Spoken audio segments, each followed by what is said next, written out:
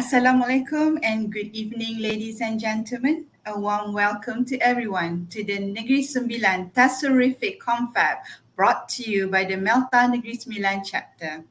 Today, we come together to explore and discuss a topic of paramount importance: the implementation and the impact of the Common European Framework of Reference for Languages, or CEFR, in Malaysia. We hope to ignite meaningful discourse and discussion for the benefits of English language educators in Negeri Sembilan and beyond. Welcome everyone. I'm Dr. Lin from the Melta Negeri Sembilan chapter, and I'll be your moderator for today. Before we begin our confab, please spare a few minutes for some important reminders. Our confab will be conducted into two parts: discussion with our esteemed speakers and followed by the Q&A session afterwards. If you have any question for our speakers, please type your comments or feedback in the comments section provided in the YouTube Live or Facebook Live. Feel free to post your questions and engage in discussion. Our experts are here to provide valuable insights and knowledge. Ladies and gentlemen, we are honored to have not one, not two, but three distinguished speakers who will contribute to a constructive exchange of ideas for this session. Our first speaker is Puan Noziha binti Ahmad, SIC Plus PPD Pontian Johor. Prior to being a SIC Plus, she was a former master teacher of English language for 6 years. She holds a degree in English language studies and masters in education. Welcome, Puan Noziha. Our second speaker is Mr. Muhammad Hairi Fakri bin Fazil, CEFR Master Trainer from Sekolah Kebangsaan Amar Penghulu Jelebu Negeri Sembilan. He is the head of the English language panel at his school and the CFR Master Trainer for Negeri Sembilan, who has won international gold medals with experience in developing augmented reality application and gamification tools. An advocate for inclusive education for indigenous communities, he is one of the alternative curriculum writers for the program intervensi khas Murid Orang Asli and Pribumi, or PIKAP, and is part of the National Textbook Evaluation Committee. He holds a master degree in education in TESL and was the winner of the National HIP FINCO Outstanding Teachers in 2020. Hello, Mr. Hairi. And last but not least, Ms. Kiru Bashini, anak perempuan Nadarajan, CEFR Master Trainer with 10 years teaching experience from Sekolah Kebangsaan Taman Rasa Jaya Negeri Sembilan. She has been a trainer for a number of CFR-related courses as well as facilitator for Pro-L. Welcome, everyone. Ladies and gentlemen, the CFR framework has gained global recognition as a robust and versatile tool for understanding, assessing, and improving language proficiency. It offers a roadmap for effective language education that transcends borders and languages. So without further ado, let us welcome our speakers.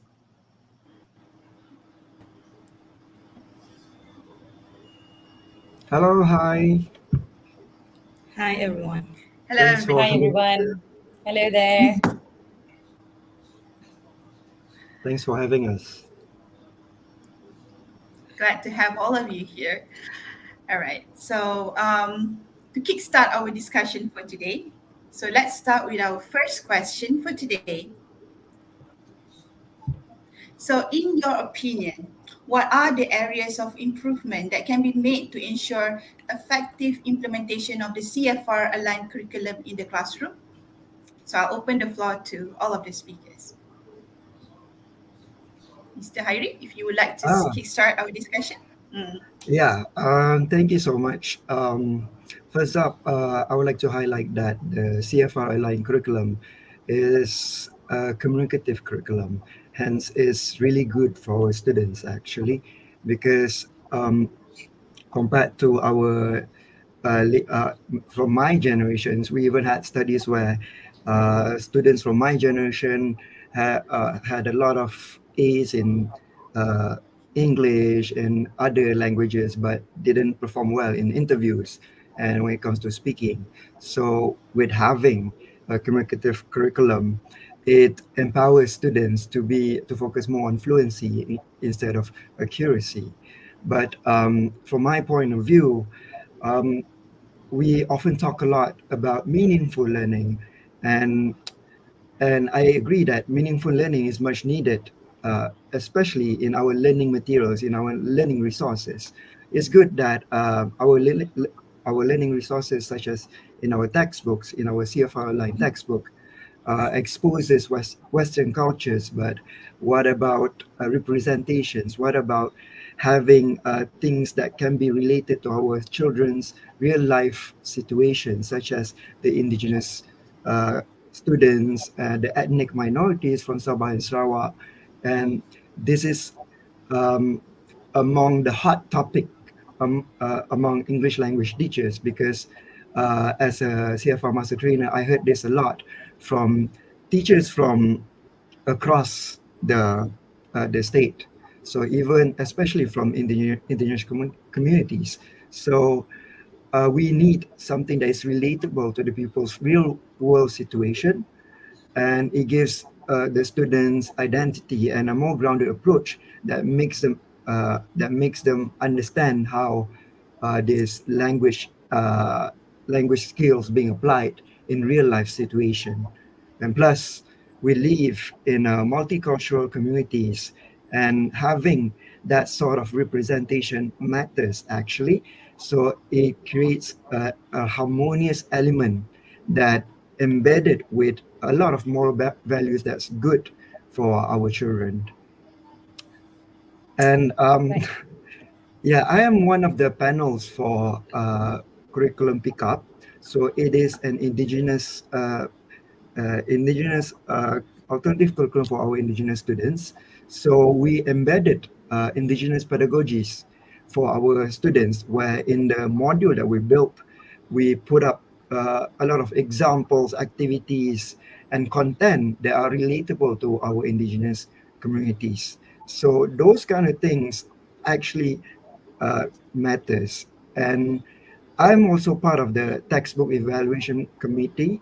So we have like every year. So for every Semakan textbook, every textbook that has been sent out, we invite grassroots teachers and officers to check on the content and to make sure that it tallies with our children's identities, and it embedded the image of Malaysia, the multicultural image of Malaysia, and therefore instilling meaningful learning among our students.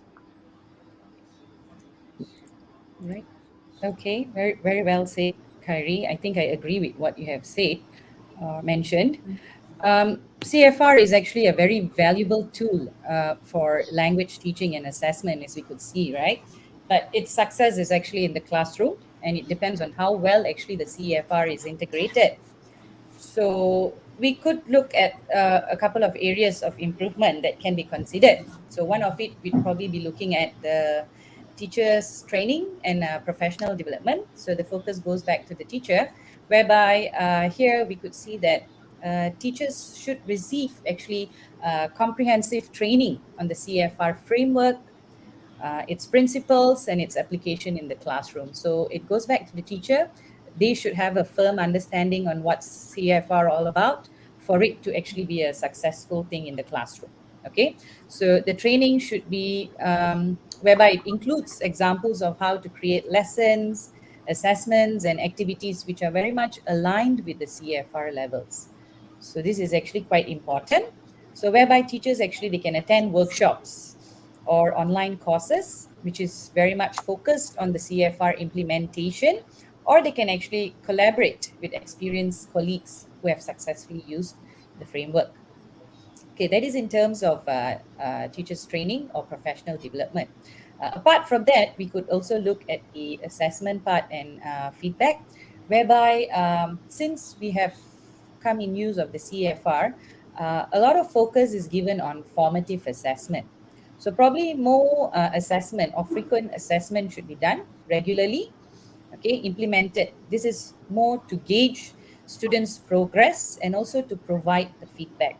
Okay, we are still coming in terms to have frequent assessment taking place in the classroom, formative assessment. So having regular formative assessment would actually help in gauging students' progress and also providing them the necessary feedback would actually help them understand their strengths and weakness in the into relation of CFR levels.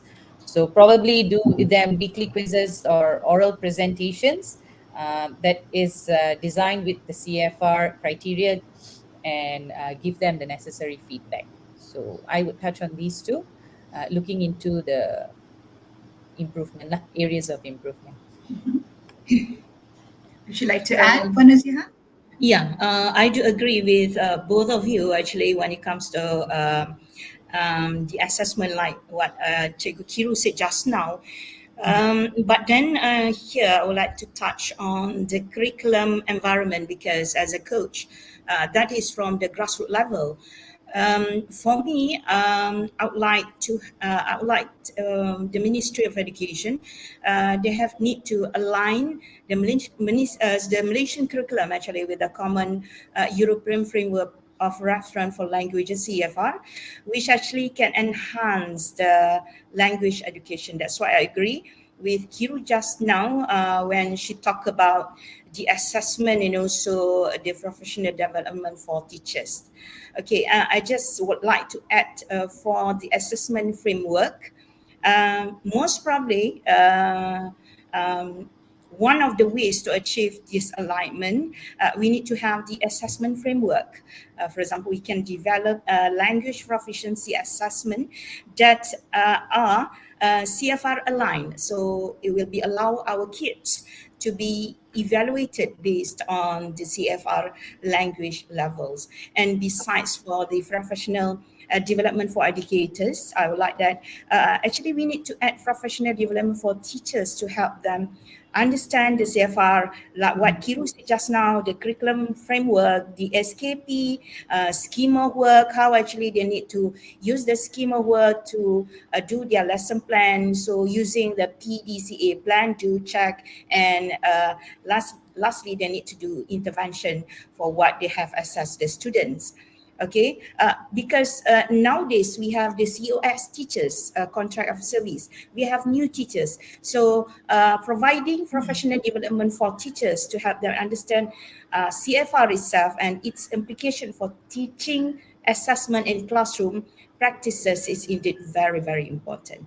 And besides that, okay, I would like to have like for the curriculum alignment, maybe we can have the curriculum mapping. Okay, we can map the existing curriculum to the CFR levels, ensuring that each level corresponds to specific CFR descriptors. Besides, we can also have learning objectives actually, which define language learning objectives for each of the CFR level. Okay, focusing on skills such as reading, writing, speaking, and also listening. Um, in order to have that curriculum alignment, our DSKP, for example, to the CFR, we also need to set our language standards, align the language standards and benchmark with CEFR descriptors so that teachers, they will understand what is actually is expected at each proficiency level. And besides, we have the materials adaptation. For the material and resources, I think we need to develop more adapt teaching materials and resources that are in line with CFR levels, including the textbook, okay, just now Mr. Hairi says about textbook, workbook, and also multimedia resources. And in order for us, okay, to improve the curriculum alignment with the CFR, most probably we can have the cross curricular integration.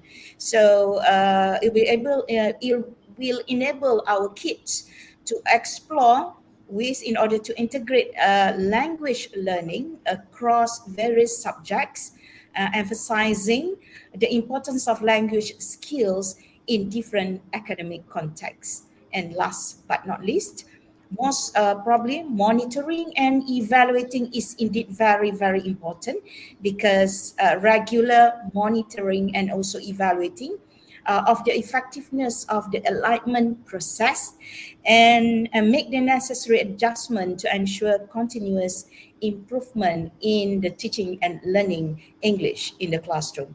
So, Dr. Fazlin, I think by implementing these strategies, I think in the future, Malaysia can align its curriculum with CFR, providing our kids with more structured and internationally recognized language education framework. That's all. Thank you so much.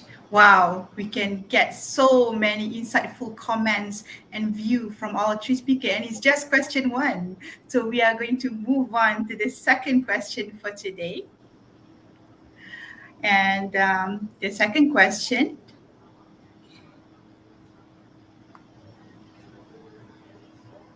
all right. So, our esteemed speakers, so do you have any suggestion for the future improvement of teaching and learning of English language in Malaysia? So, maybe we'll start with Kiru for this part. Do you have any suggestion? Okay, I probably do have a couple of it. Maybe one we can touch on once again, focusing back on teachers.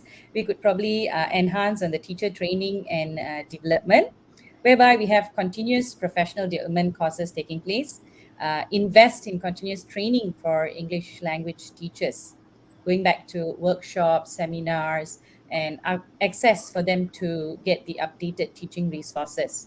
Okay, so this would cover on the modern teaching methods, language proficiency, and effective classroom management. Okay, so teachers, they have this thing whereby they feel like they do not have the adequate knowledge, or probably they're not ready enough. So True. providing them with this continuous professional development courses or workshop would actually give them the confidence, would give them the idea and the knowledge or input as well, for them to actually have the teaching and learning of the English language in Malaysia to be, better. Also, probably do more on best practices as well. That would work better. So getting them to be involved in that, having them to go and look into best practices of other teachers as well, would give them an idea on how they can carry out their lessons as well in the classroom. Also, maybe they can start on language immersion programs, whereby having English camps for students, give them the opportunities for them to practice English in actually real life settings. So that will actually help improve a lot as well. So students can participate in English camps where they engage in activities like dramas, or anything which is conducted in English. So True. I agree. Can I add on to that? Yeah, Yeah. sure. I agree with Miss Kiro. We do need a lot more hands-on practices and a lot of more support for our teachers actually. So as a master trainer, I got um, a lot of not complaints, like feedback from our teachers, and actually not all teachers teaching English language in our everyday English language classroom are optionists. And um, sometimes they are like relief teachers been given with like I do have some feedback from teachers whom are not optionists, and when they look at the learning materials, they got very blocked out, and correct. Yep. uh, that's why we need more Yeah, I support agree. for teachers. And I think when it comes to, I'm sorry, I'm going to focus more on the learning materials, like the textbook, because I would suggest synchronized and palatable learning materials, whereas there is a continuation from year one, year two, year three, year four, until year six, because currently we have separate publishers for year one and year two, and different get smart 3 and 4 for year 3 and year 4, and we have a different publisher for year 5 and a different one for year 6. So perhaps post English language roadmap 2025, we can have more discussion on having learning material that is synchronized and palatable, suitable for our teachers to adapt, and easy for our teachers, even the non-optionists, to use it. Hand in hand with the trainings and support given for our teachers, as mentioned That's a good, by our Miss yeah, Kiro.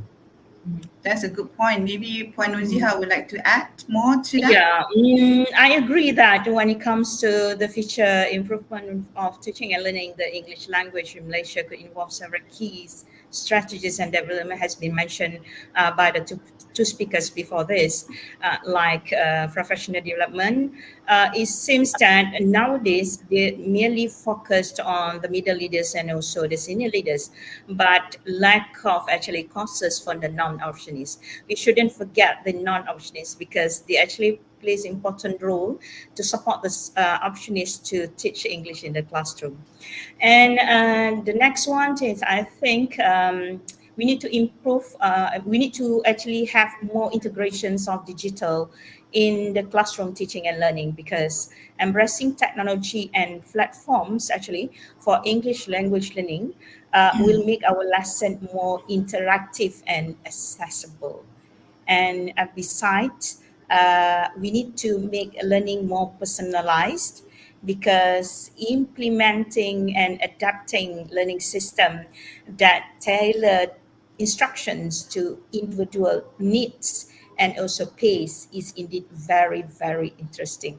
Because that's why we have the DI with the 8 strategies for the 7 strategies, I think, for the primary, and also 8 strategies for the secondary. And most probably we need to have, you're talking just now, you're talking about the classroom-based assessment. We talk about formative assessment, and we need to have summative assessment as well. So most probably in the future we can have the assessment innovation, developing innovative and reliable ways to assess English proficiency, including performance-based assessments like PBL. Most probably, the most important thing, we need to have the PBL in our curriculum, and also digital tools. And last but not least, just now I am talking about monitoring and evaluating. Research and data actually plays important roles, because continuous monitoring and evaluating the effectiveness of the English programs through research and data will actually improve the teaching and learning in the classroom. So, in my opinion, this future improvement should align with the changing needs of our society, our workforce demands, and also the global communication trends, ultimately helping our Malaysian kids become more proficient in English and better prepared for an increasingly interconnected world. Okay, back True. to you. Yeah. I agree with Miss Nosy. I'm so sorry. I'm just gonna barge in Sure, again sure, because sure.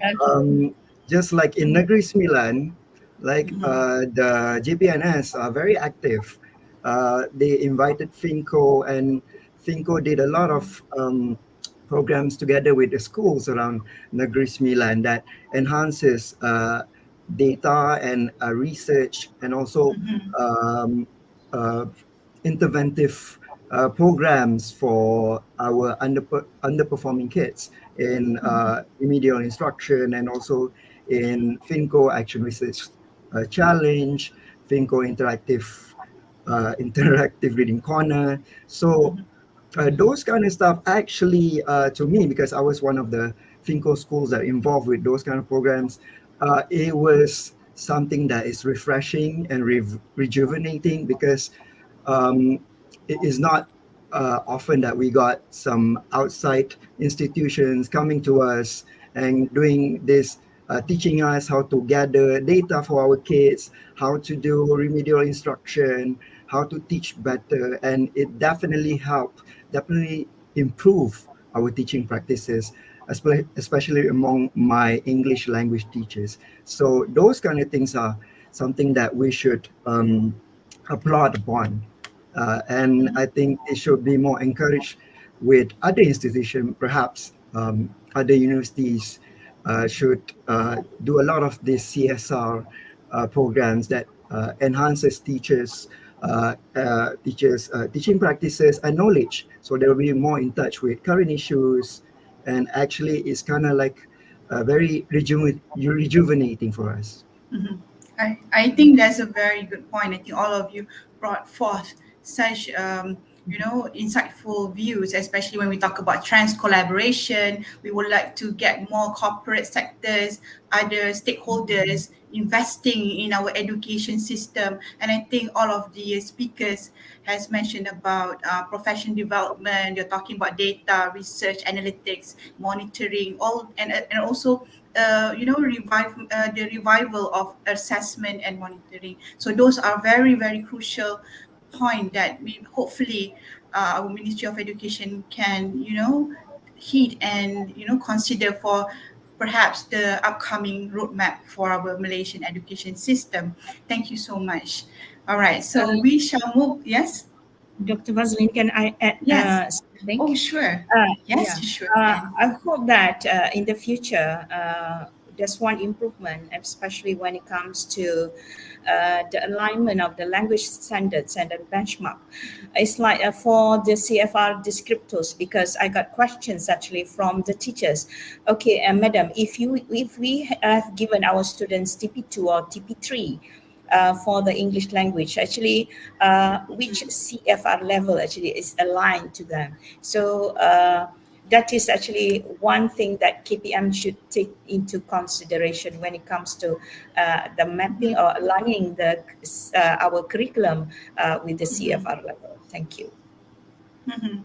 I think picking from that, Panuziha, I would like to pose a question to you. So, Mhm. how do you view the English language transformation that has taken place in Malaysia? Okay. Actually, since the Independence Day, the curriculum in Malaysia, in Malaysian education system actually has been revised a number of times to ensure the curriculum that is implemented can produce Malaysian citizen with knowledge, with skills, noble characters, responsibility, and the ability to achieve personal well-being as well as contribute to the harmony standard stated to the harmony, okay, and prosperity of the family, society, and country as being stated in our national philosophy. Therefore, in the Malaysian education blueprint 2013 to 2025 is going to end in, I think, 2 years. Okay, there has been a change in the curriculum in the education system in Malaysia. From last time, we have KLSM, we have KBSM, and now we have KSSM prior to secondary school. I refer to only secondary. We have actually KSSR, KSPK, and so on. Okay, we can see actually, we can witness actually several significant transformation from the old curriculum to the new curriculum. So actually, we have shifted towards more communicative competence in the teaching of English and in the teaching and learning of English. Okay, there has been a move actually from rote learning and memorization last time towards a focused on communicative competence, emphasizing on speaking and listening. I didn't say that last time. It was there were no skill of listening and speaking. It's just that while I was a teacher, I was a teacher before 2014 because I posted to PPD in 2014. There were four skills actually being emphasized in the teaching and learning. But then the two skills, listening and speaking, were not actually strongly emphasized as what we have now. Okay, we have all the four skills being emphasized. The first preschool we have KSPK. For the primary we have KSSR.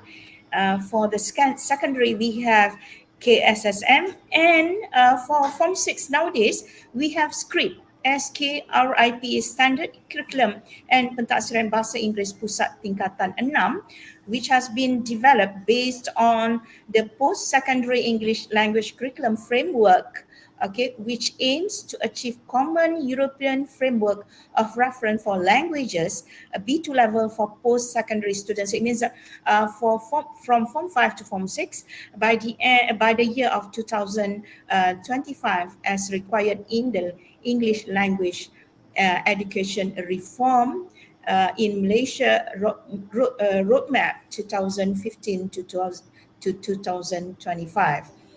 Besides, I can see the enhancements of the curriculum as a revision to the English language curriculum have aimed to make it more relevant and practical, integrating digital resources and real world application.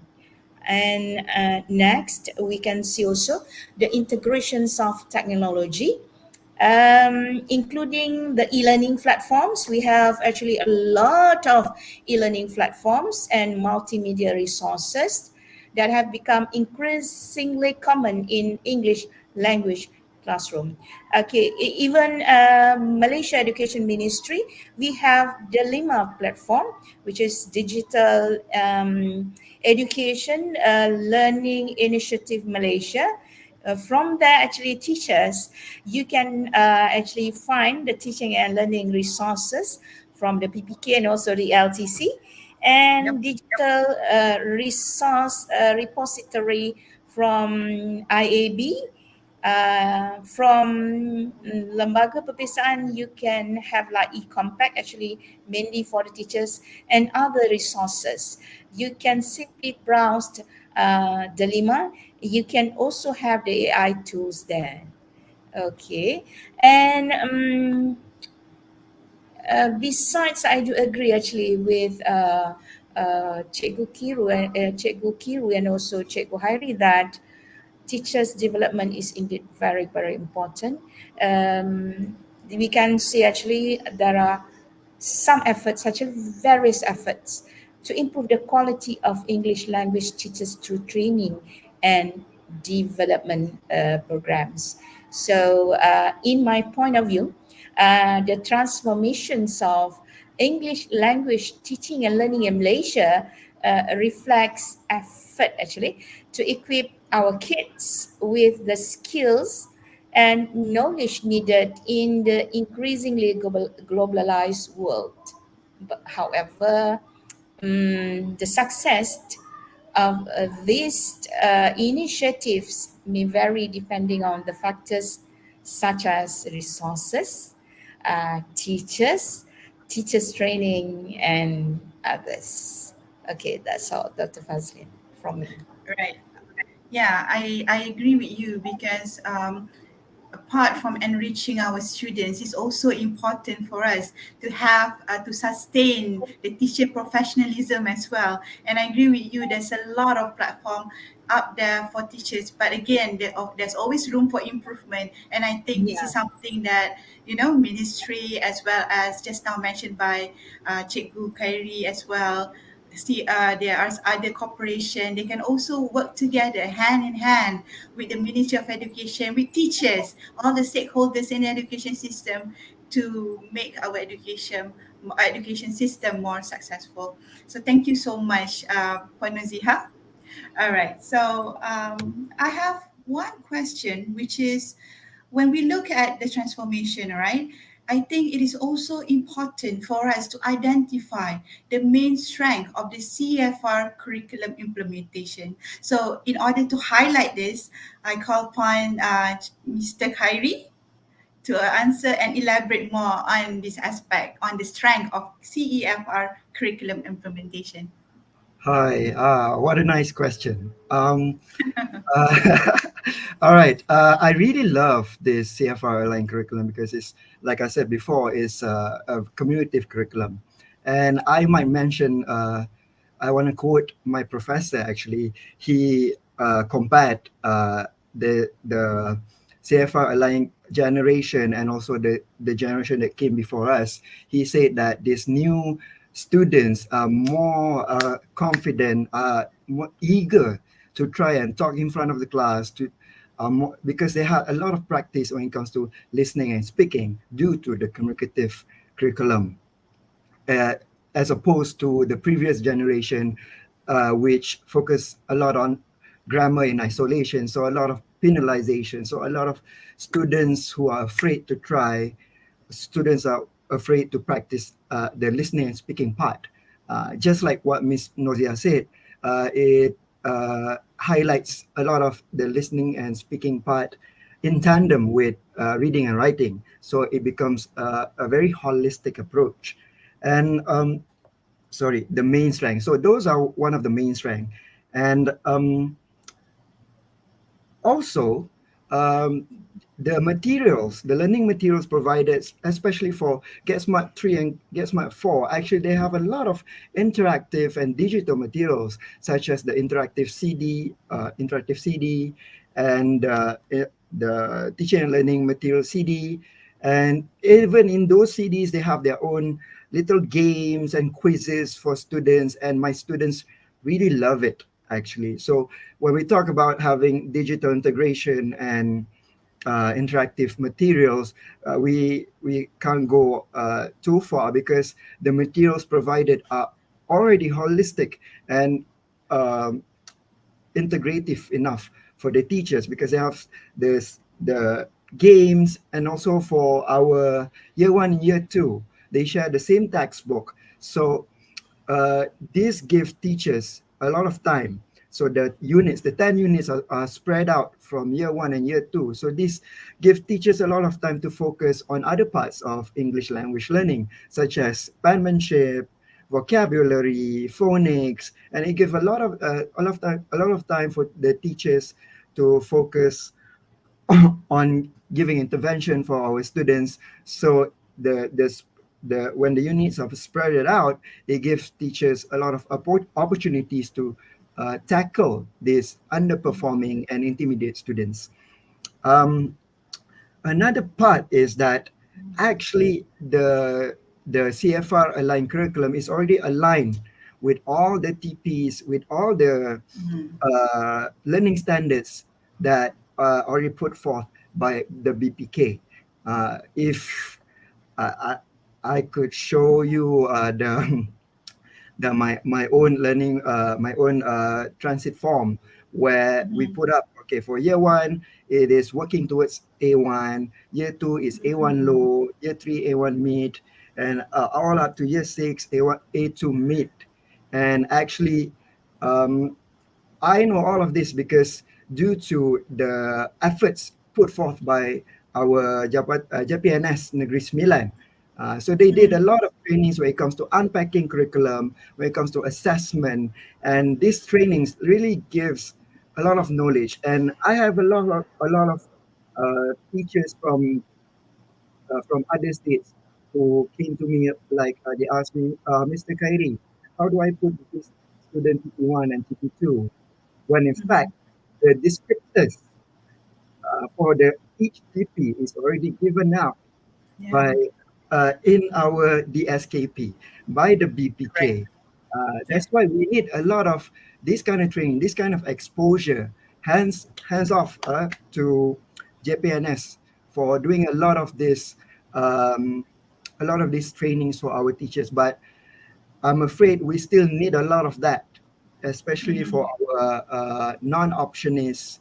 And to me, it's a great curriculum. It's just that I would like to suggest it to integrate more on something that is meaningful for the students. In terms of, when I say this, it is in terms of the learning materials, the learning resources, such as Mhm. textbook. It must have something that is relatable to our kids real life situation. Mm-hmm.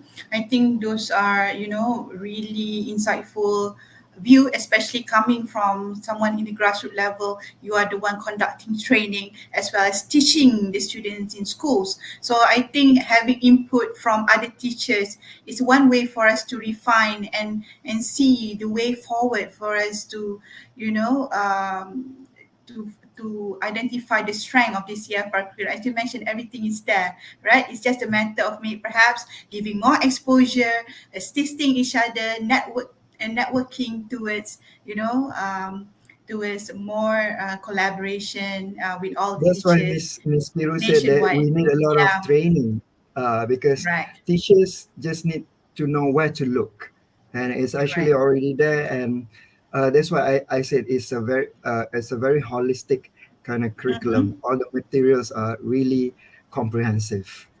Yeah, thank you so Mm. much. I think this is one of the efforts by the Melta Negeri Sembilan chapter. So for us to give more exposure, not just to the Negeri Sembilan teachers, but to all the teachers out there nationwide and hopefully beyond, wherever you are. Thank you so much, Cikgu Hairi, for your input. Now we are going to move on to a question to Miss Kiru Bashini. So as we talk about identify the transformation, we identify the strength. Perhaps you could address what are the challenges of the CFR curriculum implementation. All right. So, hello once again. So, when you see initiatives coming in, Mm-hmm. we are actually bound to see challenges as well, right? So, we can never escape from it, to be really honest.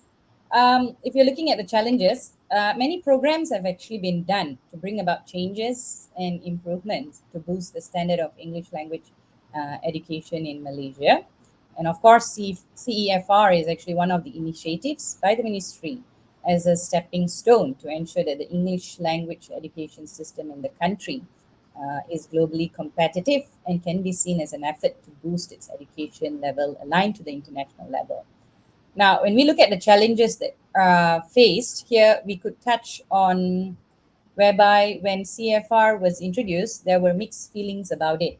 So we had a group where they were taking it very positively, and we had a group of teachers who took it whereby they were unable to accept the change that was coming their way. Okay, they had this fear in them. They had this thought that, uh, how are they going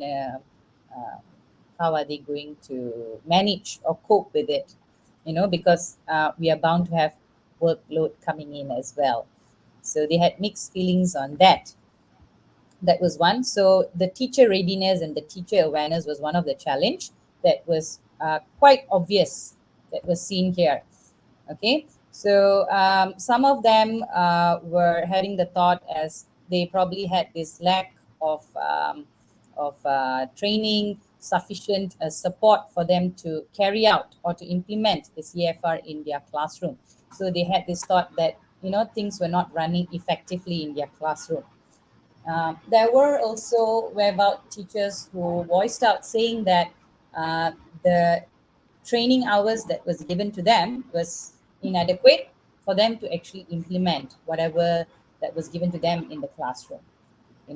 So probably like in as a master trainer level, we would have gone through probably long hours of training.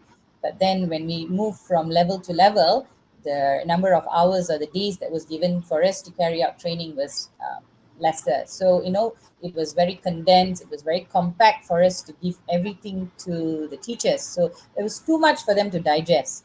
So there could be some transparency there as well, in the information passed on. uh, so that was one of it as well. Now, in terms of um, documents, in the beginning, there were too many documents for teachers to actually look through as well. So we had the SOW coming in, we had the DSKP coming in, we had their quite a number of documents actually for them to refer to. So they found it that it was too much for them to digest as well. So that was one of it. And then looking at textbook, so when new textbooks were introduced, um, the question where why it was more of an international level, whether it was good enough for our pupils to actually use the textbook, why can't it be more localized? So this was one of the challenges as well. We were Mm-hmm. having thought on whether this would be actually quite relevant for us to use with our students, whether it be good enough, whether they would be able to grasp whatever that is in the textbook, or whether it's going to be an alien thing for them. That was also quite a big challenge. And then after that was the question mark on assessment, because in the beginning, nothing much was mentioned on assessment. We were all very much focused on carrying out the curriculum, and, how the teaching and learning was taking place. Not much of focus was given on assessment until I think that just a couple of years back, the focus was given. So we didn't know on what kind of assessment to touch on. If we are shifting from summative and then suddenly we are going into formative, whether we should stick to one sort of assessment or how the assessment should be carried out, and things like that.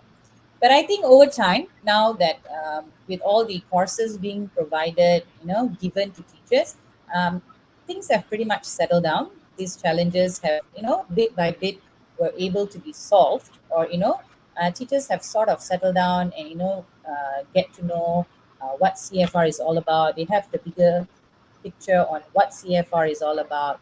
They have a clear view on what things are all about as well. We do have, of course, a couple of glitches, but we are also working on it as well. Over time, I think that would be solved too. So, yeah, Mm-hmm. that is on the challenges. Okay, thank you so much. Maybe we can bring all the speakers on the stage so we can discuss on what is your view on the statement that CFR emphasizes on all skill. Maybe Puan Noziha would like to touch on that.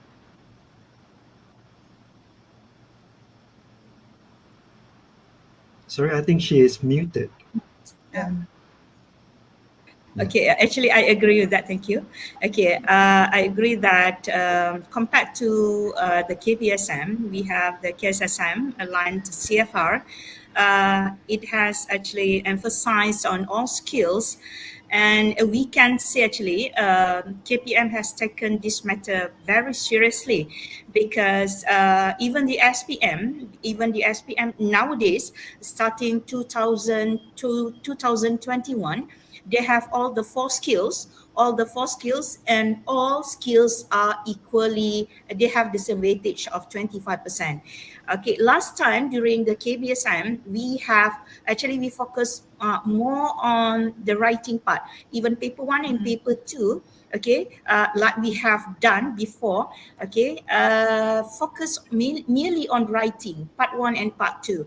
But nowadays, we have all the four skills equally divided. So mhm, that's no problem. It should be, I mean, we should start from the preschool, sekolah, primary school, secondary school, post-secondary, secondary school to form 5 and post-secondary.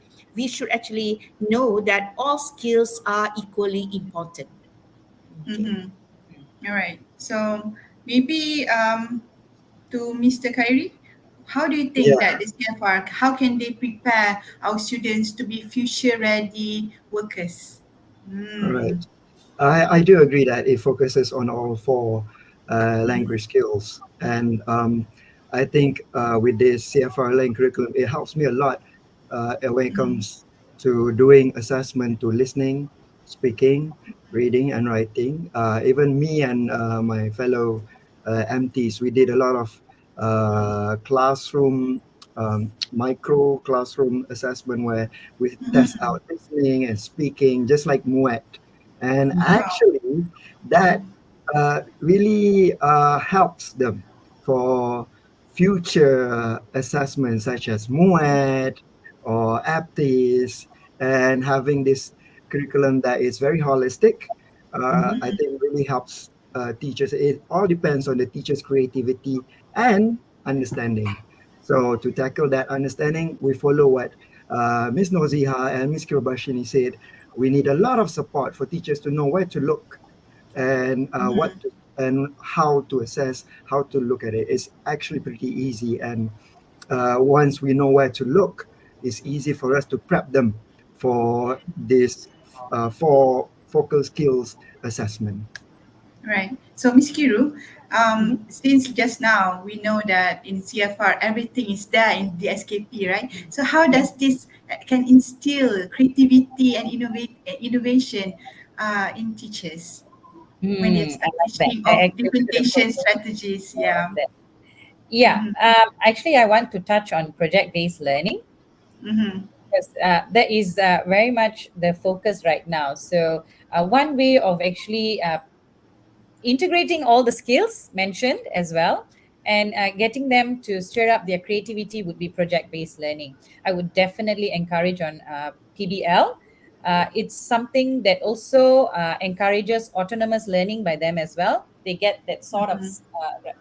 how to say, that sense of responsibility, things that they should pick up and learn on their own. Project-based learning is actually very helpful. um, Without them realizing they're learning those skills in an integrated manner as well, whereby they touch on speaking when they're presenting, they do up on their reading, writing, when they're looking up for information, discussion, communication taking place. So this is actually one way that I would really encourage, and I can actually see a very huge impact on students. They themselves take the initiative to actually work on things, and seeing in the effort coming in is already a good thing, and that's also another way of assessing your students as well.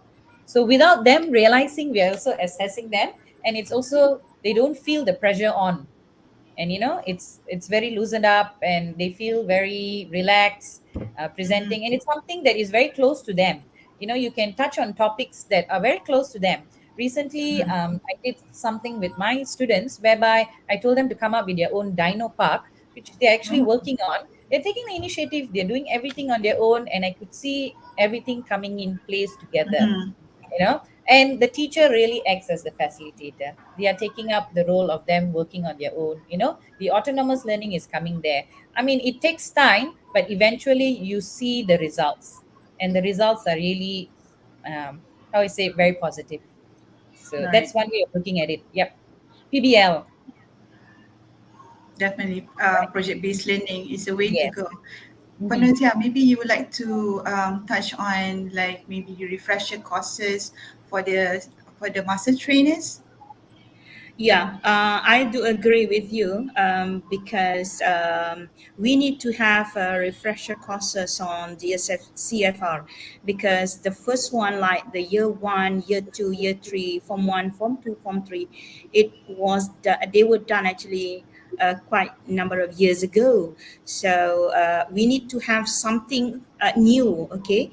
And we also need master trainers. Please teach us, especially if you are from the rural areas, okay, volunteer yourself, give your names and volunteer yourself to us, to the PPD and also to the JPN to become master trainers. Actually, it's an advantage for you, okay, to become the master trainers because you know more compared to the other teachers. Okay, and then I would like actually to add to, besides the teachers, we as SIC, because we didn't get the cascading for the CFR for year one, year two, year three, and also form one, form two, form three. We didn't get that, and we even we were not invited for uh, those cascading courses for year one, year two, year three, and also form one, form two, form three. So I hope that, okay, this the people up there will take this into consideration. And I also would like teachers, especially from the orang asli schools, okay, from the rural schools, because your students have different needs compared to the urban students. So you only you yourself know your students, so why Correct. not volunteer yourself, get the knowledge, get something more. That is for the benefit of your students, definitely. Okay. Amazing. Interesting. Mm-hmm. Interesting that you mentioned rural schools and Mm-hmm. indigenous schools because I'm also teaching in indigenous schools for my first school, currently my second school. And I would say that we do need a lot of support for indigenous kids because indigenous learners are part of my research area. And I would say, as a fellow researcher from the field, is that the way indigenous learners learn, the way they approach learning are quite different from the formal Western way of learning. And with with more research, we can get a lot of data from this. But here's the thing. So we might need, especially for rural areas and indigenous schools, we might need to adapt to make the learning materials relatable, meaningful for the students, and this might gives a lot of a burden to the teachers to adapt the materials, especially when we know that English language teachers are also guru pemulihan.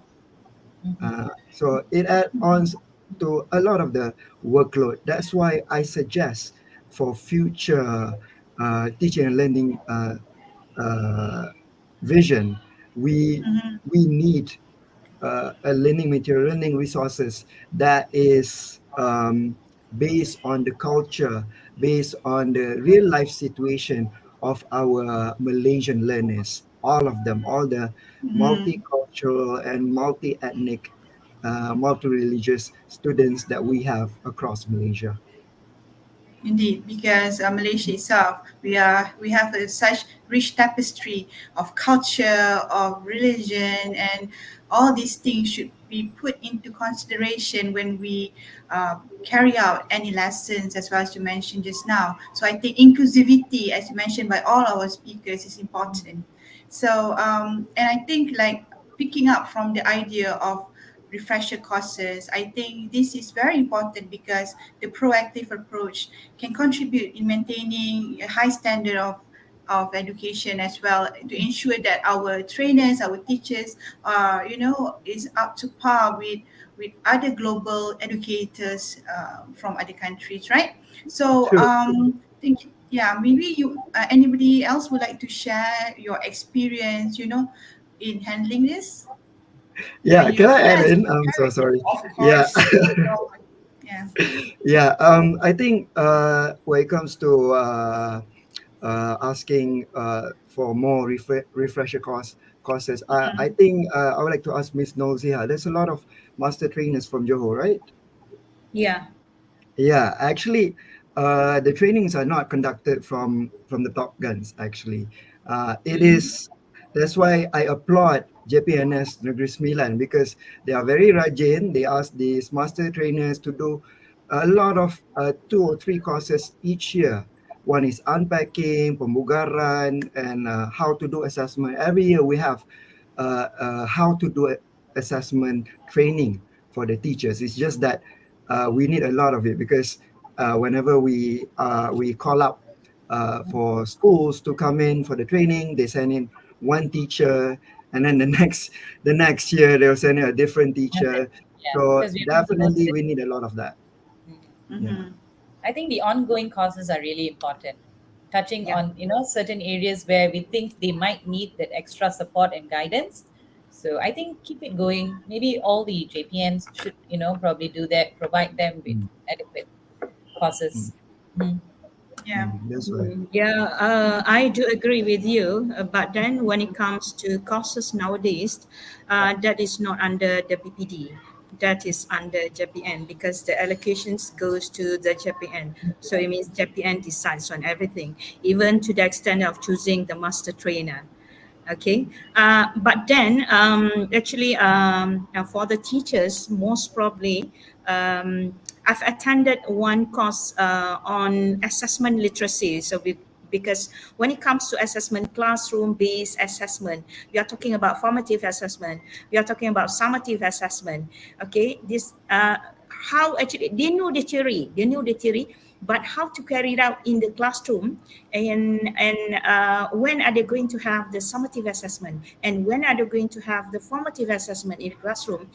The teachers still have the problem in it. So I think most probably this is one of the, refresher cost or something which is indeed very, very crucial for the teachers nowadays. Because why?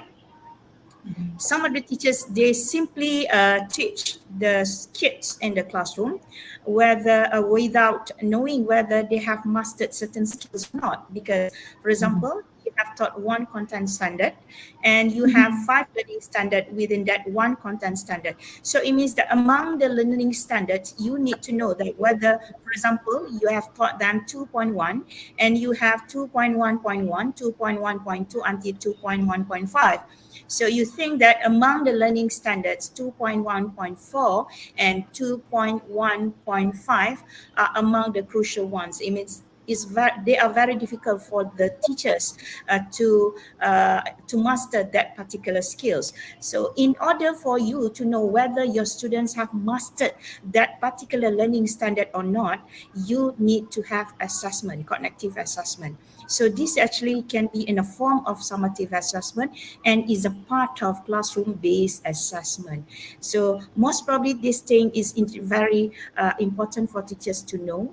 Maybe that is one of the suggestion for the courses that you need to know the students. How are you going to carry out classroom-based assessment in the classroom itself? Okay. All right. Thank you so much.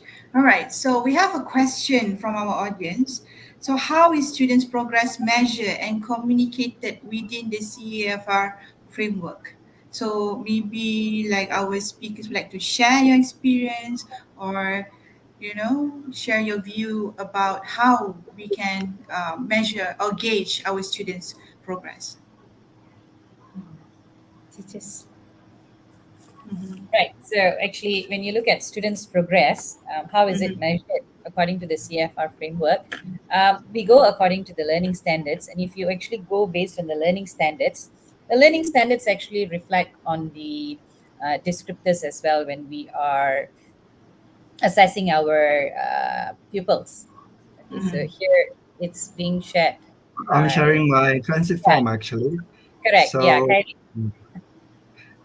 So this is actually adapted from Mr. Suhail's year four. So from my transit form, I show you this is for year four. So it shows like to those who have been to our training, so they will know that year Mhm. one is working towards A1, year two A1 low. All of this already in our DSKP. PSKP, Even yeah. They even the should have the descriptor. general one and the ones where it is very specific and very detailed mentioned. Yeah, So like this learning one. standards would reflect on the descriptors according to the level as well, from PL1 up to PL6. Yeah, you So can see from here, even the BPK has given you what are the descriptors for PL1, mm, TP1, and TP2. So actually, it's not something that we create out of thin air. We yeah, just refer to our uh, documents. Bible, which is a DSKP. Yeah, They show you what are the descriptors that the student falls into, yeah, and from the transit form, you can see that how many times that we assess 4.1.2 and those kind of stuff. And by the end, you'll see that, okay, so this is the summary of it. So even by the end of year four, if the student uh, it still requires support to achieve curriculum target, that is for PL1. But if they exceed expectation of the curriculum target, which is A1 A1 high, so this TP6. Sorry, this one terbalik actually is A2 low. It is for year five. So I think a lot of exposure are needed when it comes to Yeah. um, this kind of training, or how do we decide, how do we do professional judgment, how are the global scale aligned to the curriculum, because everything is aligned. Each of the all of that are done by the BPK. It's just that we need a lot of info about this. We need a lot of trainings when it comes to this. Yes. Yes. Yes, yes, I agree with you, Cikgu Khairi, that we need a lot of, we need training, especially when it comes to the teachers, in order for them to master that. They can't simply say that, oh, I give TP2 and this one actually, it doesn't equal to, for example, A1 low. Yeah, So, yeah, and actually when it comes to the word transit form is indeed very, very, sensitive when it comes to classroom-based assessment, am I right? yeah. Okay. Apologies. Actually, Fair it's enough. not called transit form anymore. It's called No, it's performance report. performance record. Yes, Um, Yeah, yes, but, that's it. that's Okay. the term now, the in term. if teachers are wondering where I get that, we can get that from Mr. Suhail. He did that for year four, and then from Mm-hmm. there I adapted for year one. So you have to look. Year one is working towards A1, so you have to map it yourself, and Yeah, this is what so we it all call depends teachers on, need to be creative. Yeah, yeah, this is teachers what we call prerogative teachers. actually. Uh, Yeah. Okay. You can see All how right. creative our teachers are. So Okay. I would like to quote something from our own the president of our Melta Negeri Sembilan chapter. So she mentioned that encouraging students to self-access using CFR descriptor can be very valuable. So this foster metacognition and helps students to take ownership of their learning progress. Any comment about that? Taking ownership of that learning by students. In my opinion, it needs a lot of guidance actually, because one, maybe it can apply with the urban kids, but not the rural ones. Okay, and teachers need to, teachers need to be trained on this too. Okay, most probably after a few trainings, then we can actually allow our students to assess themselves using the descriptors, CFR descriptors. Okay, Okay. that is my opinion. Okay. Yeah, so we have a question from Ms. Hoshini Vigneswaran. So the question here is, do you think language arts as well as lead in action helps with lesson creativity as well? In terms of this is in term of keeping teaching and learning fresh and creative. I'm opening it to the floor, to the all speakers. Mm, okay. Can I answer this? Yeah, sure. Thank you for Actually, the chance. okay. When it comes to literature and action, I had actually I had I've gotten a few comments from the teachers that can't complete the SOW or the lesson when it comes to literature and action. Because why? Uh, there are a lot of things to cover, but I do agree actually. Literature and action did help in the lesson creativity, because why? You can have like the activities of role playing in the classroom. Okay, you can have like having a poem in the classroom. They can, this one actually you can create. You can as a teacher, you can be creative yourself. Most probably, you love songs. Okay, then you like to play instrument in the classroom. You can have more activities of that in the classroom, because when it comes to song, the alpha generation definitely they will love it. Okay, it can make the classroom more lively and also engaging. Okay, it's just that most probably is the time. I can't blame teachers too actually. Okay, how about you? The other two teachers here? Yeah. I think it goes back to the teachers trying, and not say teachers trying, teachers has to be creative in coming up with different sort of activities. So with that, they'll be able to have the language arts or the lead in action class more creative. So having the teacher itself has to be lively for it to be more, fresh and creative, the lessons. So I think it definitely will help in keeping teaching and learning fresh and creative if you have these sort of lessons coming in, actually. True, So true. yeah. I love literature, so my Mm-hmm. students learn a Yeah, lot I love also. literature too. my degree literature. Ah, I see. So we invited the right person for Yeah. this confab. Yes. Yeah. Okay. Okay, I just Yeah, wanted which So to it share can make something. it can make class more lively, because mhm. I Yeah. had can I share my my experience, Mhm. because I Sure. was teaching in the secondary school before, and even during the ULBS for the Form 5, Mm. the Remember acting, that. the kids, actually the Form 5, okay, the Form 5 kids, they had a role play, acting as Rapunzel. So one girl sitting on the stairs with the long hair there. Oh, indeed, very, actually lively during that time. It is indeed very interesting.